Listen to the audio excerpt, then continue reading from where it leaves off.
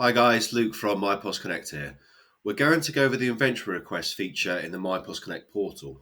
Once you've logged into the portal, navigate to the left-hand side to Inventory Management. Then click on Inventory Requests. Once you've clicked here, you'll see all of the previous ones in the system.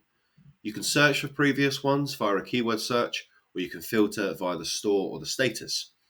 Once you've completed an inventory request, it can trigger various different things.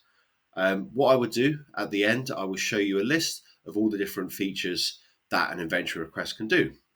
To add a new one, you click on Add New. Then you need to click on the requesting store. Then the delivery date. I'm going to go for the 21st. Then you've got two different options here. If you select a classification, on the next page, all of the products within that classification will show. Or you can select a supplier and all of the products allocated to that supplier will show. I'm going to go for classification. So go for drinks. And then if I click on add, you can see all of the products within that classification. So I want to request 5 cans of Coke. You've got different options here. You can go back to the list to see, and it will automatically save.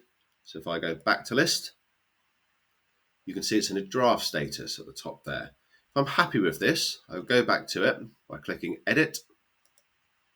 And now I'm happy with it. I'm going to click commit.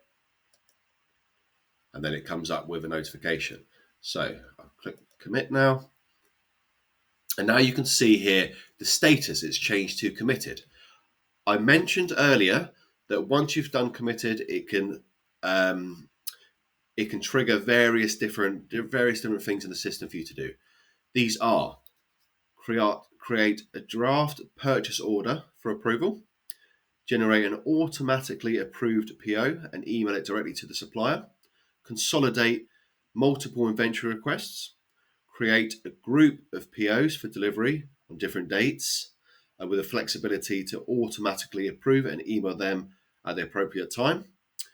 Or it can place an internal stock request without creating a PO, enabling requests for products from a distribution center, a central kitchen, or a warehouse. So they're all the different triggers that we can have. For these, they will need to be configured in advance. If you contact our support team, we'll be able to set them up for you. Thank you.